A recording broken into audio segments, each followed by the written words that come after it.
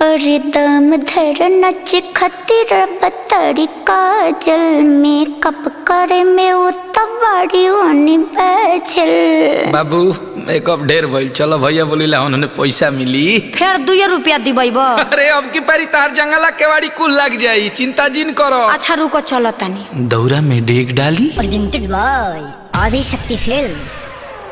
न बनी अंबानी जी जानो तो सब बानी जी के झूठो के फैलता नी रउआ न ले कुछ बानी जी। ए धरी न जबरी कलाई साफ साफ बतियाई माल पता न दियाई। अरे मुँह खोल के मांगा मुँह मांगा जानू दा ए ब्यास मान न जा। अरे फेंकू हो गया औरी देहब कुछ ही ना। क्या दीजिएगा? 2 रुपया हो 2 रुपया आ गई औकात पर। 2 रुपया हो 2 रुपया हम जानता नहीं। बोरा में आके ले लो 2 रुपया हो। बोरा में आके ले लो 2 रुपया हो। उमर हिला के पौने 2 रुपया। बोरा में आके ले लो 2 रुपया। अरे दोस्त क्यों देने? उमर हिला के पौने 2 रुपया। अरे अब विवेक जी फिर से आई तो गौरा में क्या देना चुआता पसीना भेजल समीज हो बाटे ना कि भेजल समीज हो बाटे ना कि भीतरे रोबे सब चीज भेजल समीज हो बाटे ना।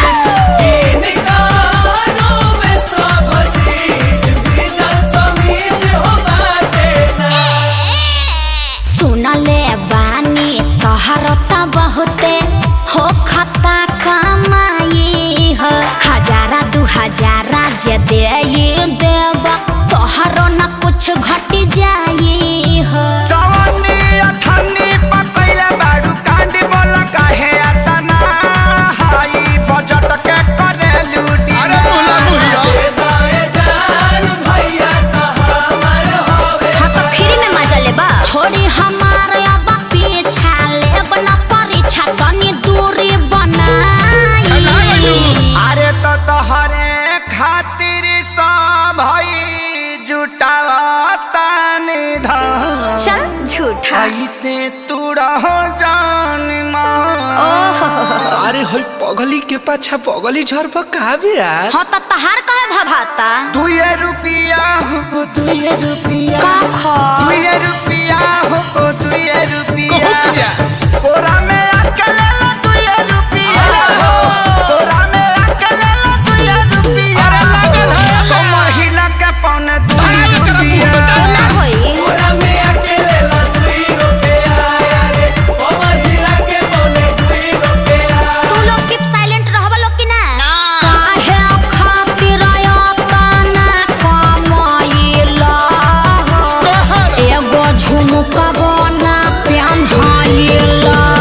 जीवन बीमा तोहरो कराई हो। मैं करा दस सब बेनाई। हाँ तो एगो हाई हिल के सैंडल किनवा दलो। सुननी हरोडा नली गली क्या ठीका तोहरो तक तने चले हो। ठीक सुन लिया। त कंजूस क्या कैले तू बाड़ा रुपया करोड़ों बा भले हो। अरे अचल संपत्ति हो करबू तू राज सुन करे जाए कबेर हमरो बना दो मिजान। सुन सुगीना त जीवन भर बैठी के छिरबू पिया। अच्छा अखिलेश खेसारी है नहीं आई आकाश श्याम क्या बोलाई रात भगाना शहर से लेकर गवाई। शहर तक बाजेला। अरे धन धन्य कैलू दिल से बाटे धन्यवाद। वेलकम जादव जी। रह जीवन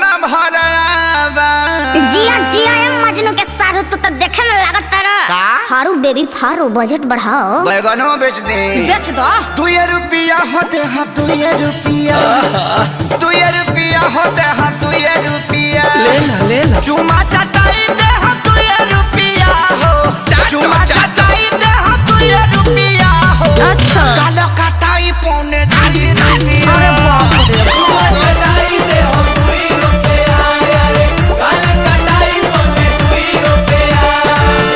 ले ला। अरे बाजार खत्म करो लोग, जा अपना घर।